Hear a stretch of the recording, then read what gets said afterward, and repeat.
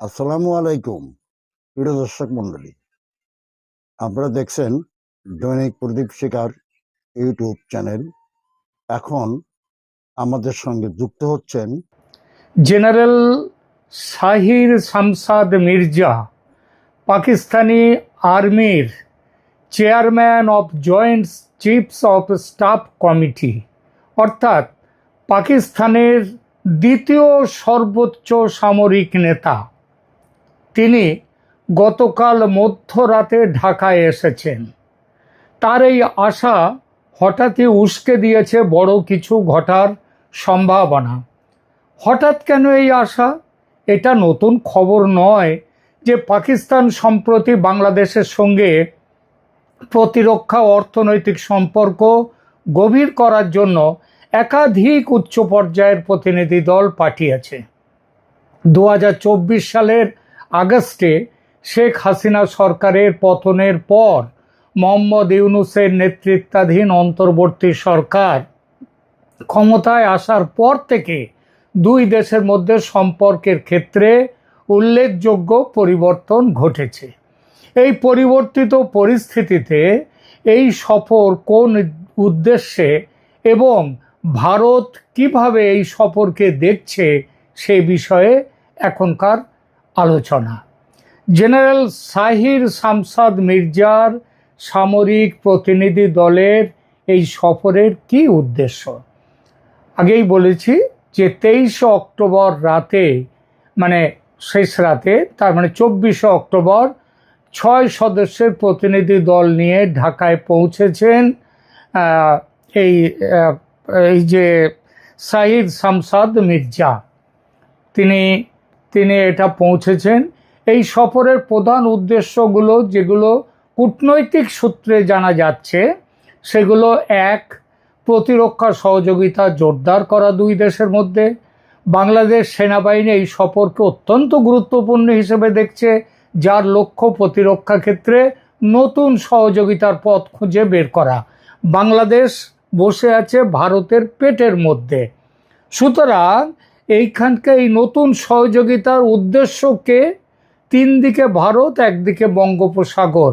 বঙ্গোপসাগর তো আর সেখানটায় ঝাঁপিয়ে পড়বে না যুদ্ধ করতে, তার মানে ভারতের জন্যেই এই ব্যবস্থা, যে ব্যবস্থার দিকে বাংলাদেশ এগিয়ে গেছে।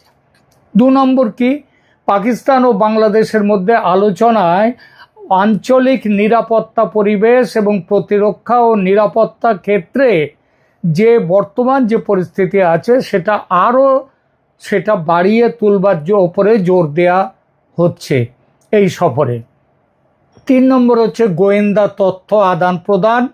উভয় দেশের মধ্যে সামরিক সম্পদ, লজিস্টিক সহায়তা এবং গোয়েন্দা তথ্য ভাগাভাগির বিষয়েও আলোচনা হতে পারে। সূত্র জানাচ্ছে এই আলোচনায় তৃতীয় পক্ষের আগ্রাসনের ক্ষেত্রে পারস্পরিক সহযোগিতার বিষয়টি অন্তর্ভুক্ত, যার বাংলা অর্থ হলো ভারত যদি বাংলাদেশে সেনা অভিযান চালায় তাহলে পাকিস্তান তার পাশে দাঁড়াবে, সেটাকে নিজের যুদ্ধ মনে করে কতটা অংশ নেবে আসবো আমরা এর পরে আলোচনায়। আপাতত মূল উদ্দেশ্য যেগুলো জানা যাচ্ছে সেগুলো বলি। চতুর্থ উদ্দেশ্য, সামরিক প্রযুক্তি ও প্ল্যাটফর্ম তৈরি করা। বাংলাদেশ পাকিস্তানের প্রতিরক্ষা শিল্প থেকে উন্নত প্রযুক্তি, বিশেষত ইউএভি যে ড্রোন, সেই ড্রোন সিস্টেম এবং চীনের F-17 থান্ডার যুদ্ধ বিমান সংগ্রহে আগ্রহ প্রকাশ করেছে, যা চীনের সাথে যৌথভাবে তৈরি। মনে রাখতে হবে ডক্টর ইউনূস কিন্তু এখানে ট্যারিফ নিয়ে আলোচনায় তিনি ইতিমধ্যে স্বীকার করে এসেছেন যে আমেরিকার ছাড়া চীনের কাছ থেকে কোনো অস্ত্র আর নেওয়া হবে না। তারপরেও F-17 থান্ডার যুদ্ধ বিমান সংগ্রহে আগ্রহ প্রকাশ করেছে বাংলাদেশ, এবং সেটা নিয়েও কথা হবে। হয়তো এই যে ক্রয়টা, এটা বাংলাদেশ সরাসরি চীনের থেকে নেবে না, নেবে পাকিস্তানের কাছ থেকে। পাকিস্তানের যেগুলো রয়েছে, কারণ পাকিস্তান তাদের F-17 অপারেশন সিন্দুরে যেভাবে পরাজিত হয়েছে তাতে JF-17 যেভাবে ধ্বংস হয়েছে, তাতে তার উপরে আর মানে নির্ভর করতে পারছে না, এবং তারা মনে করছে এই পুরো জিনিসটা বাংলাদেশকে কাবাড়ির মতো, মানে যারা দরকার নেই লোহার দরে বাংলাদেশকে দিয়ে দাও, বাংলাদেশ সেগুলো নিয়ে থাকুক, এবং পাকিস্তান আমেরিকার কাছ থেকে নতুন অস্ত্র নেবে। 5 নম্বর উদ্দেশ্য কি? এই সফরে বাংলাদেশের ফোর্সেস গোল 2030 আধুনিকীকরণ পরিকল্পনার অংশ হিসেবে প্রতিরক্ষা শিল্প সহযোগিতার বিষয়ে আলোচনা হবে। এইবার এই টোটাল বিষয়টা অনেকেই মনে করছেন যে ভারতের উদ্বেগ বাড়িয়েছে। ভারত জানতো যে এই জিনিসগুলো হবে, তার কারণ হচ্ছে এই যে অপারেশন সিন্দুরের পর পাকিস্তানের একাধিক সামরিক কর্তা বলেছেন যে এবার শুধু পশ্চিম নয়, পূর্ব সীমান্তেও লড়াই ছড়িয়ে দেওয়া হবে। পূর্ব সীমান্ত মানে বাংলাদেশ। সুতরাং সেই সীমান্তের জন্যে এবার লড়াইটা হবে। এটা ভারতের উদ্বেগ নয়, উদ্বেগ নয় ভারতের। ভারত যদিও খুব ভালোভাবেই নজর রেখেছে, বিশেষ করে চীন, তুরস্ক এবং পাকিস্তানের সঙ্গে প্রতিরক্ষা সম্পর্ক যেভাবে বাড়াচ্ছে বাংলাদেশ, সেটা আঞ্চলিক নিরাপত্তা ব্যবস্থায় পরিবর্তন আনতে পারে। কারণ ওই যে বলা যায় না, পাগলা কুকুরকে তো বিশ্বাস নেই, সে তো তার নিজের খেয়ালে গিয়ে কামড়ে দিয়ে দিতে পারে কাউকে। সুতরাং জেনারেল মির্জার এই সফরকে ভারত নজর রেখেছে এর ওপরে। জেনারেল মির্জার আগেও পাকিস্তানের বেশ কয়েকজন ঊর্ধ্বতন সামরিক কর্মকর্তা ঢাকা সফর করেছেন, যার মধ্যে রয়েছে জয়েন্ট স্টাফ সদর দপ্তরের জেনারেল ম্যানেজার মহাপরিচালক লেফটেন্যান্ট জেনারেল তাবাসসুম হাবিব এবং 15তম পদাতিক ডিভিশনের জিওসি মেজর জেনারেল। তারা ঘুরে গেছেন কয়েকদিন আগেই। ফেডারেলের পরে আবার শামসাদে মির্জার পরে আসছেন পাকিস্তানের ফেডারেল ইকোনমিক অ্যাফেয়ার্স মন্ত্রী আহাদ খান চিমা। তিনি এরপরে সফর করবেন। তিনি হচ্ছেন ইকোনমিক অ্যাফেয়ার্স মন্ত্রী বলতে যা বোঝায় তাই। তিনি 26শে অক্টোবর মানে আগামীকাল 9 সদস্যের একটি প্রতিনিধি দল নিয়ে ঢাকায় আসবেন। এরও উদ্দেশ্য হচ্ছে নানা বাণিজ্যিক বিষয়। বাণিজ্যিক বিষয়টা কেমন সেটাও একটু বলি, যে মনে রাখবেন যে 27শে অক্টোবর ঢাকায় পাকিস্তান বাংলাদেশ জয়েন্ট ইকোনমিক কমিশনের 9ম অধিবেশন অনুষ্ঠিত হবে, যা 2005 সালের পর এই প্রথমবারের মতো, কত বছর পর? প্রায় 20 বছর পর বাংলাদেশের অর্থনৈতিক উপদেষ্টা সালেহ উদ্দিন আহমেদ বাংলাদেশ দলের নেতৃত্ব দেবেন। এর কি উদ্দেশ্য? এর উদ্দেশ্য হচ্ছে বাংলাদেশ নাকি পাকিস্তানের সাথে যাতে আরও ভালো ব্যবসা করতে পারে সেইটা। তো ব্যবসাটা কেমন আছে বাংলাদেশের? 2024-25 অর্থ বছরের কথাটা বলি। বাংলাদেশ পাকিস্তান থেকে আমদানি করেছে। কে আমদানি করেছে? বাংলাদেশ। কত আমদানি করেছে পাকিস্তান থেকে? $78.7 কোটি মূল্যের পণ্য। আর রপ্তানি করেছে কত? $8 কোটি মূল্যের পণ্য। তার মানে দাঁড়ালো কত? প্রায় $71 কোটি বাংলাদেশ তার, এটাকে বলে কারেন্ট অ্যাকাউন্ট ডেফিসিট, মানে তার এটা ঘাটতি বাণিজ্য পাকিস্তানের সঙ্গে।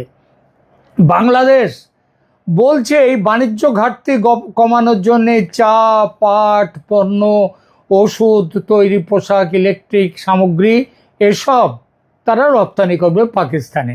কিন্তু ব্যাপারটা হচ্ছে এইখানে আর কি করবে বলেছে, যে কৃষিক্ষেত্রে সহযোগিতা হবে, বিশেষত হালাল খাদ্য উৎপাদন এবং রপ্তানিতে একটা চুক্তি হতে পারে। Bangladesh standards and testing institution BSTI এবং পাকিস্তানের হালাল অথরিটি এ বিষয়ে একটি চুক্তি স্বাক্ষরের আশা করছে। বিশেষ অর্থনৈতিক অঞ্চল, একটা স্পেশাল ইকোনমিক জোনও বাংলাদেশ সম্ভবত পাকিস্তানকে বিনিয়োগের জন্যে দেবে, এবং মনে করা হচ্ছে এটা এমন জায়গায় দেওয়া হবে যেখানে ভারতের ওই চিকেন নেক যদি কাছাকাছি হয়, সেই সব অঞ্চলেও এটা একটা দেয়া হতে পারে, চট্টগ্রামের আশেপাশেও এটা দেয়া হতে পারে। তো পাকিস্তান শিল্পের জন্য বাংলাদেশে বিনিয়োগের সুযোগ তৈরি করে দেবে বাংলাদেশের সরকার। উভয় দেশ আর্থিক সেবা ও ব্যাংকিং খাতে সহযোগিতা বৃদ্ধির বিষয়েও আলোচনা করবে। সফরের সময় চীমা প্রধান উপদেষ্টা মোহাম্মদ ইউনূস এবং পররাষ্ট্র উপদেষ্টা তৌহিদ হোসেনের সঙ্গে সাক্ষাৎ করবেন। একটু আগে যেটা বলছিলাম বাণিজ্য বৃদ্ধির সম্ভাবনার কথা, সেটা বলি। আগেই বলেছি যে 2024-25 সালে এইটা বাংলাদেশের, এর আগে বাংলাদেশ এই সময়ে প্রায় 78.7 কোটি ডলারের বাণিজ্য হয়েছে দুই দেশের মধ্যে, যার মধ্যে পাকিস্তান থেকে বাংলাদেশ নিয়েছে প্রায় 71 কোটি ডলার, আর মাল এখান থেকে গেছে 7 কোটি ডলার। এই বাণিজ্যটা 20% বৃদ্ধি পেয়ে এখন 86.5 কোটি ডলারে পৌঁছেছে। Pakistan chambers of commerce and industry মনে করে যে পাকিস্তান আগামী কয়েক বছরে বাংলাদেশে রপ্তানি ও 3 বিলিয়ন ডলারে তুলতে পারবে। তার মানেটা হলো আরও বেশি ডলার পাকিস্তানকে দিয়ে তাদেরকে অর্থনৈতিক সুবিধে দেবে বাংলাদেশ। আগেই বলেছি যে বাংলাদেশ ঘাটতিতে চলছে পাকিস্তানের সঙ্গে ব্যবসায়, ঘাটতির পরিমাণ প্রায় 80 কোটি ডলারের মতো। এটা তো কমবেই না, বরং বাড়বে। কি চমৎকার ব্যবসায়িক বুদ্ধি বাংলাদেশের বর্তমান সরকারের। আঞ্চলিক ভূ রাজনীতিতে এই যে প্রভাব, এই সামরিক অর্থনৈতিক সম্পর্কের উষ্ণতা একটা বড় পরিবর্তন আনবে। শেখ হাসিনার সরকার ভারতের সঙ্গে ঘনিষ্ঠ ছিল এবং পাকিস্তানের সমালোচনা করত, কিন্তু 24 আগস্টে তার পতনের পর বাংলাদেশ তার প্রতিরক্ষা ও কূটনৈতিক সম্পর্ক পুনর্মূল্যায়ন করছে এবং সেই অনুযায়ী চীন, পাকিস্তান, তুরস্ক এদের সাথে সম্পর্ক ঘনিষ্ঠ করে তুলছে। বাংলাদেশ পাকিস্তান সামরিক সম্পর্ক ভারতের পূর্বাঞ্চলীয় নিরাপত্তার জন্যে সরাসরি প্রভাব ফেলতে পারে। আমি আগে বহুবার বলেছি, অনেক প্রতিবেদনেই বলেছি, মোহাম্মদ ইউনূস নির্বাচন চান না, জামায়াতে ইসলামীও নির্বাচন চায় না। তার কারণ নির্বাচন না করে, ভোটে না জিতে যেভাবে ক্ষমতা তারা ভোগ করছে, ভোটে দাঁড়ালে সেই ক্ষমতা নাও থাকতে পারে। সুতরাং তারা নির্বাচন স্থগিত করতে তারা নানা রকম ছুতো খুঁজছে, আর এই ছুতোর ব্যাপারে যুদ্ধ কিন্তু খুব ভালো কাজ দেয়। অপারেশন সিন্দুরের পরাজয় পাকিস্তান ভুলতে পারছে না, চাইছে যুদ্ধকে পূর্বে ছড়িয়ে দিতে। একাধিকবার সেটা বলেছে, যুদ্ধ চলবে, নাশকতা চলবে। জামায়াতের দ্বিতীয় ব্যক্তি ওই নায়েবে আমির, তিনি ওই ডাক্তার তাহের তো বলেই দিয়েছেন 50 লক্ষ যুবক তৈরি আছে ভারতের বিরুদ্ধে লড়াইয়ের জন্যে।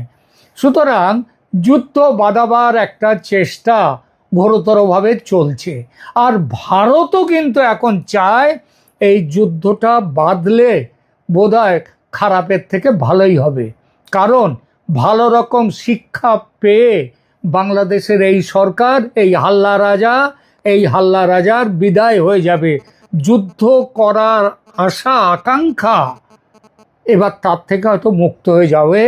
সুতরাং বাংলাদেশেরও যারা বর্তমান সরকারের পতন চায়, তারাও চাইছে আর সহ্য করা যাচ্ছে না এই সরকারকে, সুতরাং বাধুক যুদ্ধ। ভারতও চাইছে ওয়ান্স ফর অল, শিক্ষাটা দিয়ে দাও, আর দেরি করো না। অবশেষে সেটাই হতে চলেছে বলে মনে করা হচ্ছে। ধন্যবাদ।